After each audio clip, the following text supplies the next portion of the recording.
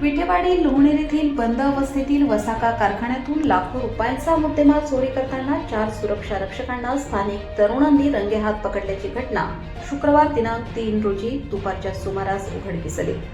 या प्रकरणात देवळा पोलिसांनी चौघांना ताब्यात घेत चोरीचा गुन्हा दाखल केला आहे। मिळालेल्या माहितीनुसार वसाका कारखान्यातून सुमारे 250 ते 300 किलो वजनाची पितळी प्लेट तसेच लाखो रुपयांच्या तांब्याच्या तारांची चोरी करून MH15F6161 क्रमांकाच्या मारुती 800 वाहनातून माल नेला जात होता।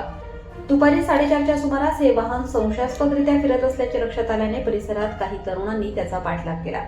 वसाका लोणेर रस्त्यावर वाहन अडवून तपासणी केली असता त्यामध्ये मोठ्या प्रमाणात तांब्याची तार व पितळी प्लेट आढळून आली।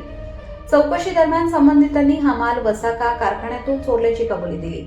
घटनेची माहिती मिळताच परिसरातील नागरिकांनी कारखाना परिसरात गर्दी केली। पोलिसांनी घटनास्थळी धाव घेत चौघांना वाहन व मुद्देमालासह ताब्यात घेतले। विशेष म्हणजे चोरी प्रकरणी पकडण्यात आलेले सर्वजण वसाका कारखान्याचे सुरक्षा कर्मचारी असल्याचे समोर आले आहे।